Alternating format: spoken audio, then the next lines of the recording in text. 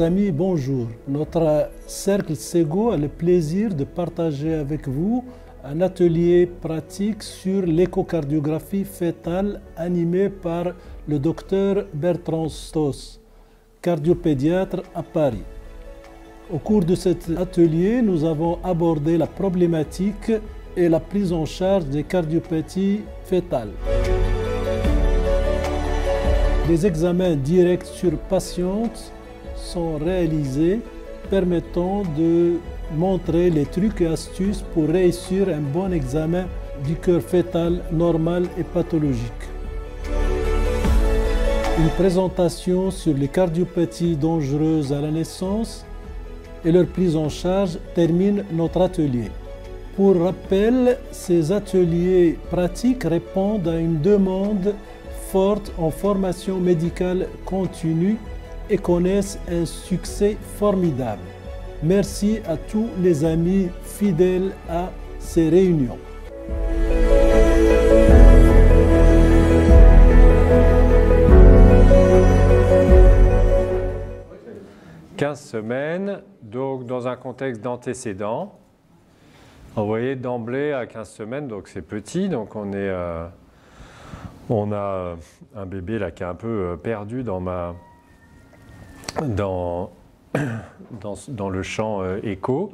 Donc je vais, pour optimiser mon image, je vais resserrer ma fenêtre, augmenter un peu la profondeur comme ça, et puis zoomer un petit peu. Et on va pouvoir commencer comme ça. Il a donc une position, il a la tête en bas, le dos postérieur, et donc sa gauche est ici. Vous êtes d'accord? On va commencer l'examen par le situs, puisqu'on a ici la gauche avec l'estomac, l'aorte, et puis ici veine cave, veine sus-hépatique, qui sont bien à droite. Et si je remonte vers, vous voyez, en laissant ma sonde, on arrive dans l'oreillette droite, à partir de la veine cave, là. Hop. Dans l'oreillette droite, située à droite. Donc, situs solitus. Orientation de la pointe du cœur, position de l'aorte, rythme, taille du cœur. J'ai mes 5 points qui sont cochés, là, tout est bien. En cas de cavité, donc 4 points de ma cas de cavité, l'équilibre des cavités, donc on est deuxième trimestre début. J'ai un équilibre des cavités qui est net. Les veines pulmonaires, c'est là où il faudra, là ça peut être un peu difficile.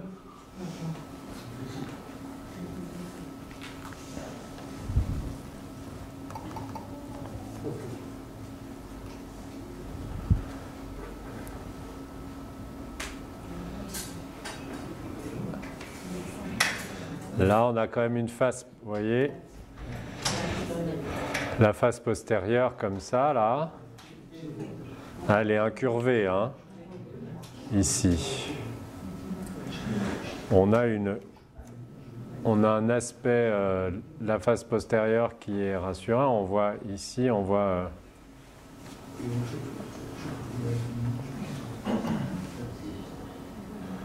on voit ici une veine pulmonaire droite qui arrive ici. Donc on a une image qui est plutôt tout à fait rassurante pour les veines pulmonaires. L'équilibre, c'est bon. Le décalage mitrotricuspide. Donc là, on n'est pas dans une bonne... On n'est pas bien, hein, pour analyser. Pourquoi? Parce qu'on est vraiment dans un plan parallèle aux ultrasons. Donc il va falloir que je me déplace. Une solution, c'est que j'aille vers... Du côté du rachis, c'est que je me mette dans une vision basale. Voilà, et si j'y arrive pas, je vais aller de l'autre côté et je vais essayer d'avoir plus vers la pointe. Alors c'est, évidemment, tout est encore un peu petit, hein, donc c'est pas évident.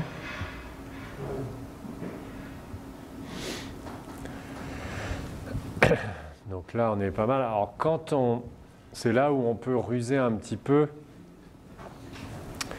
Quand on est assez précoce et que les structures en 2 dimensions sont un peu difficiles, c'est vrai que là, pour le coup, le Doppler couleur peut pas mal nous aider.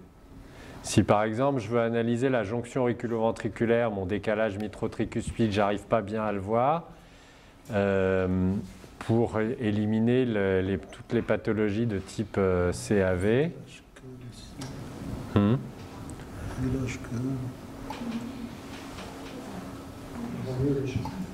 peu plus dur là. Ouais.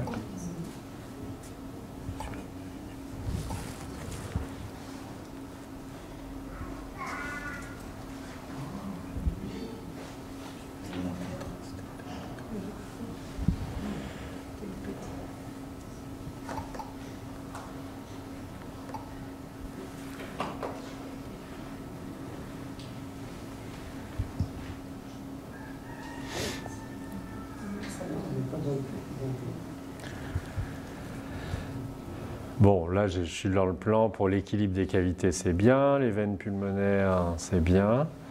Alors, parfois, bon, il faut savoir être patient. S'il y a des choses qu'on ne voit pas bien, eh ben on y reviendra un peu plus tard.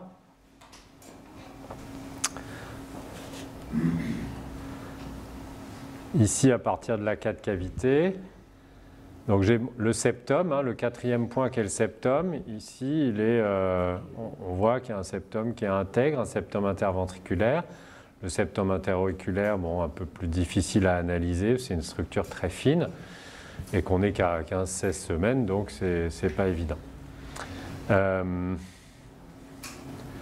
Donc sur mes 4 points de la 4 cavité, il y a le décalage mitro-tricuspide qui est à revoir. Mais hop, peut-être là.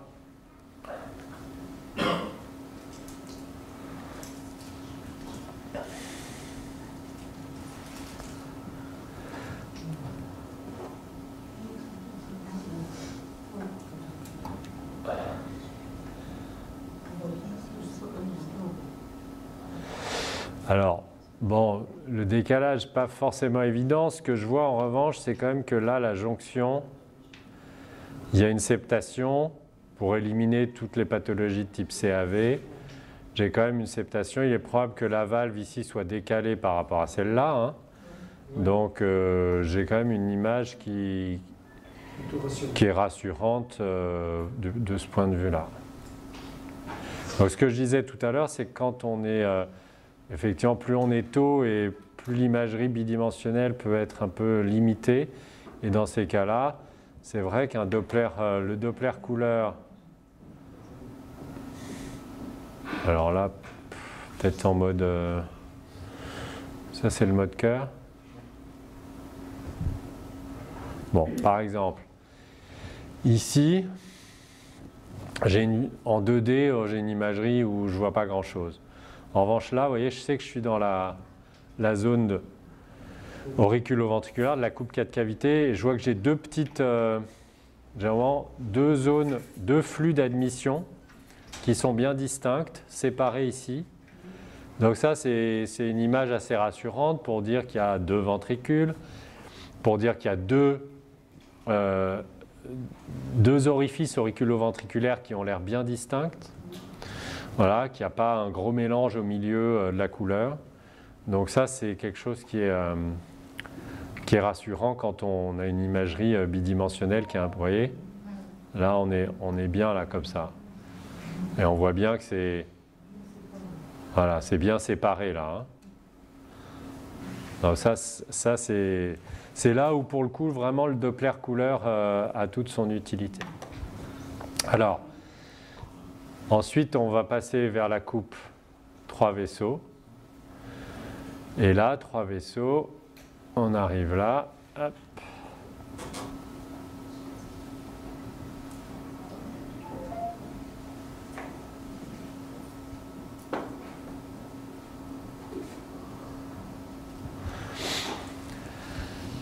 Donc j'ai une veine cave qui est là, un vaisseau au milieu ici et un vaisseau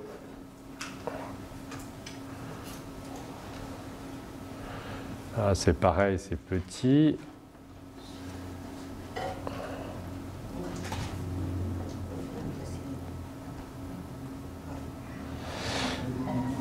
Voilà, là on a 1, 2, 3. Donc on a le nombre, l'équilibre, bon, difficile un peu d'en juger sur une coupe comme ça. On a la veine cave qui est plus petite. Et là on a deux gros vaisseaux, donc là, bon, je ne vais pas préjuger de qui est qui. Hein, je vois deux vaisseaux. L'idée c'est de savoir si c'est qui est l'aorte, qui est l'artère pulmonaire. Ce que je peux dire en revanche, c'est qu'il semble qu'il y a un alignement là, même si je n'arrive pas à identifier, à les distinguer entre eux. Les vaisseaux, il y a quand même un alignement. Donc ça, c'est l'élément, c'est un élément rassurant, en particulier pour éliminer les transpositions et autres discordances.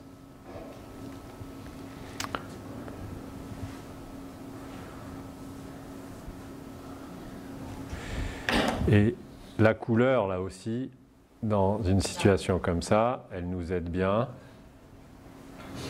Ça, c'est l'image typique. Hein. Là aussi, ça peut nous confirmer l'alignement.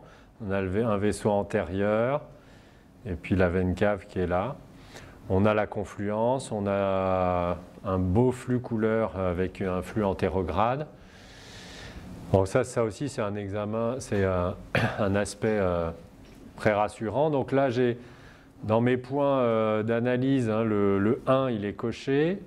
Dans le 3, les 3 points, bah, j'ai vu la disposition, la taille, le nombre. J'ai surtout maintenant donc là, attesté la concordance auriculo-ventriculaire dans la voie d'éjection droite. Ici, on a donc oreillette droite, ventricule droit, on va dégager la voie droite ici. Hop. Et donc si voilà, ici là on devine la bifurcation pulmonaire, d'accord.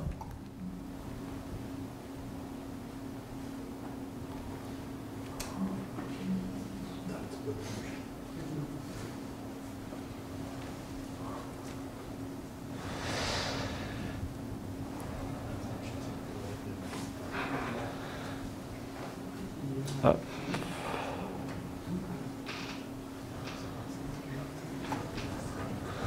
Alors, on voit bien donc le vaisseau qui sort du ventricule antérieur, qu'on a identifié comme étant un ventricule droit tout à l'heure, il vient bifurquer ici. Tout va bien, madame.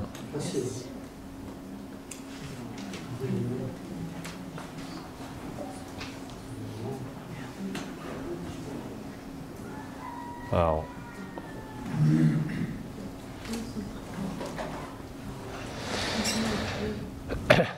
et donc ça, a priori, c'est bien. Et la continuité, hop, voilà, septo-artérielle. Du coup, là, je peux dire que c'est une continuité septo-aortique, puisque s'il y a une concordance, c'est à l'aorte ici, le septum, et puis le vaisseau qui sort ici. Et on a une continuité. A priori. En tout cas, il n'y a pas de décalage.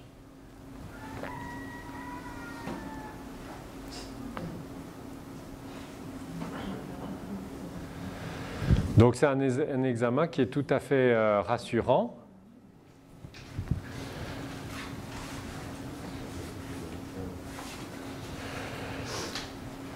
Voilà, donc l'idée c'était surtout d'éliminer une récurrence. On a déjà vu des familles où des transpositions des gros vaisseaux peuvent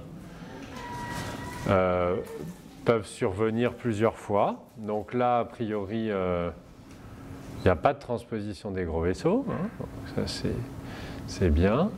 On fait part des limites de l'examen puisque alors là, il s'est mis une position qui est plus favorable. Ouais. Les veines pulmonaires, on les voit très bien.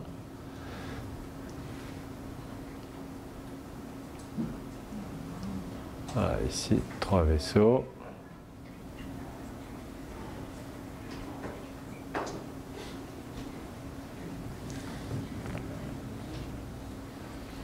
Il faut insister sur le réglage de la machine pour le premier trimestre. Si on n'a pas une machine voilà. réglée, on passe à côté de beaucoup de choses.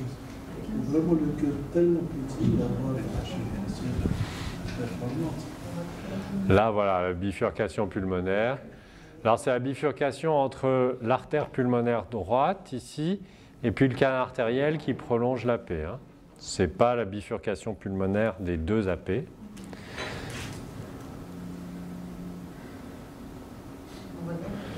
Alors là, quand cette position-là, que ce soit n'importe quel trimestre, c'est une position un peu idéale, parce qu'à partir de la 4 cavités, donc là, on peut monter vers la 3 vaisseaux par simple petit mouvement de translation. On vient de l'abdomen, mouvement de translation, de balayage vers la tête. Et puis, si je suis sur la 4 cavités, par juste un mouvement de rotation de ma sonde, j'ai là la voie gauche et rotation dans l'autre sens. La voie droite qui est là. Ma main, elle bouge quasiment pas. Hein.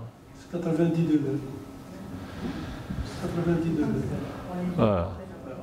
J'ai vraiment la main qui est très économe de mouvement. Voilà, là, à partir de là, je fais une rotation de la sonde 45 degrés dans le sens horaire, voie gauche. 45 degrés dans l'autre sens, voie droite. De droite à gauche, c'est 90, et du milieu vers 45. Voilà, à partir de la 4 cavités, on tourne, on fait vraiment rotation, comme ça. Hein. 45 degrés dans un sens, on revient, 45 degrés dans l'autre, et on a les 2 voies d'éjection.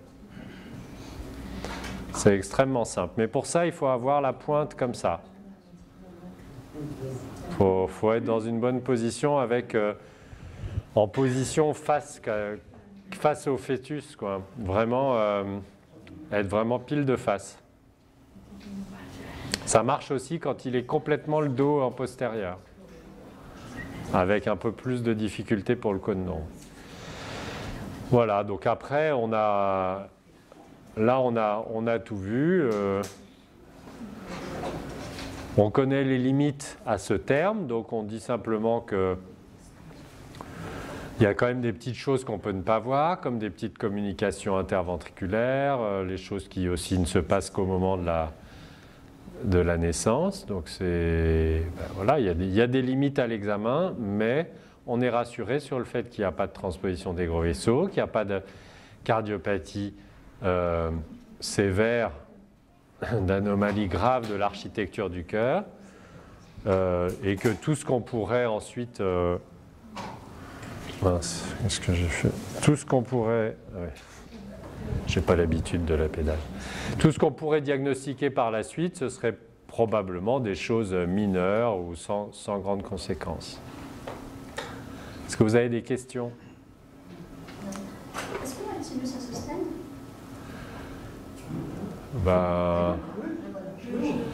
Là. C'est-à-dire qu'au niveau des vaisseaux, les 3 vaisseaux, tu as une structure qui sépare les vaisseaux du sternum. Oui, c'est vrai qu'à ce stade, l'écogénicité du thymus n'est pas évidente. Non, la présence. Oui, Tu n'as pas le cœur, tu n'as pas les vaisseaux dans le sternum. C'est ce qu'on cherche. Je crois aussi qu'il faut souligner l'importance. Les vaisseaux sont toujours séparés du sternum par le tissu sinus. L'importance du ciné-loop dans l'exploration du cœur. Alors oui. Le ciné-loop, ça vraiment souligne le fait que l'examen du cœur, ce n'est pas un examen, c'est encore une fois, pas une addition de coupes séparées les unes des autres. C'est vraiment, il faut le voir comme un examen en continu. Voilà, donc le ciné-loop, ça souligne vraiment le fait que c'est un examen en continu et qu'effectivement, pour tout un tas de choses, il faut être amené, on est amené à revenir en arrière, à faire des retours sur image. On peut stocker des grandes boucles. Parce que là, si on fait comme on a fait tout à l'heure, on peut avoir un examen. Donc si je me mets là, hop, je frise ici.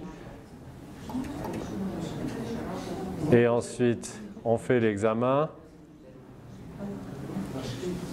On fait l'examen complet. Vous